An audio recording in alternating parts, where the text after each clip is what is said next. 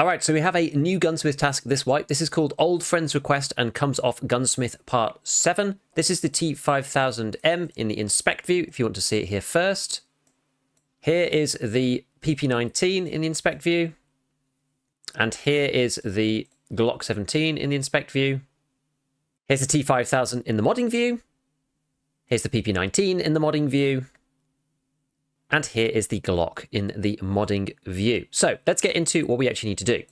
3 guns, clearly. The first one we need is a T5000M. We're going to jump on the flea market and find that this is locked. So you will have to buy one from the fleet. Now, 2 things to bear in mind. The first part is that you cannot buy the pistol grip on the market. It's just not there at all. I just haven't seen any whatsoever. So just be really careful of that. And the second part is that the rail is really expensive right now. So that one is kind of a steal with the rail. So I'm probably going to, well, so you see someone's bought it already. So yeah, see if you can find one with the rail. If you can't, then don't worry too much. But I think, you know, any of these ones that actually have a rail on them are definitely much better than the alternative. So if you don't have any choice, just go and grab one. But yeah, just be careful that the rail is really expensive, as we'll see in a second. So once we bought one of these guys, we may or may not have this rail on it at all. If you don't have the rail, you're going to have to go to the flea and pay up an extortionate amount of money. You see people are buying them up and then putting them at 130k. These have a huge fee, so I don't know if this is as profitable as they think it is. But either way, go and buy that if you don't have one. Then we need to get an attacker scope. Now, this goes into the 34mm mounts. The cheapest one is this thing, the ruggedized accessory platform mount. This comes from Jaeger, but I don't even have the ability to buy this yet at the moment. So what I'm going to do is I'm going to stick this in here just for now, and we'll go and look at the attacker itself. There is a barter for this, which is probably better than the prices on the flea. Just check them at the time. It's power banks and magnets and that kind of thing, or you could just buy it off the flea market. Then what I would advise you to do is do a linked search on the actual optic itself, and it shows you what it'll fit into. So you can then buy one of these that's really cheap.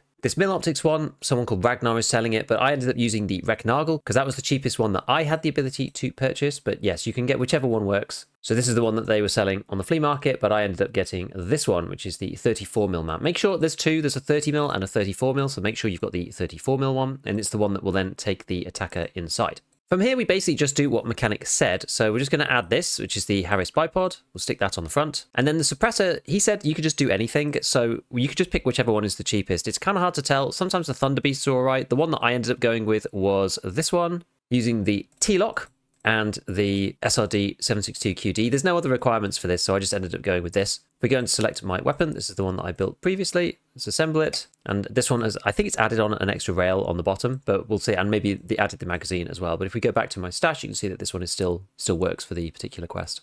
Next one, the PP19. Let's go and buy one from Prapor so that we don't run into any weirdness. Now, this one is really annoying because there are some requirements that aren't listed in the quest. You need to have 60 durability, as always, but this thing needs to have 57 ergonomics, and it also needs to have a 30-round magazine or larger. It's annoying it doesn't say this because there's ways to build the gun with less than 57 ergo with the requirements that they've asked for. So I tried doing some shenanigans using the rails on the side and stuff, but you can't really do it that way, I don't think. Anyway, we'll take off the rear sight and we'll add on this, the Vityaz dust cover, the regular one. On top of this, we'll add the sight that he's asked for, which is the T1. You can either add the H2 or the AMM. It doesn't really make any difference. I use the AMM. And then there's this spacer that you end up having to use, the Aimpoint Micro Spacer High. Stick that on top. And then onto this, we add the T1 Micro Reflex. From here, you can choose lots of different handguards. I ended up going with the B10M plus B19 because that didn't seem overkill and some of the others were a little too low. And onto this, we then go and add the RK6 vertical foregrip.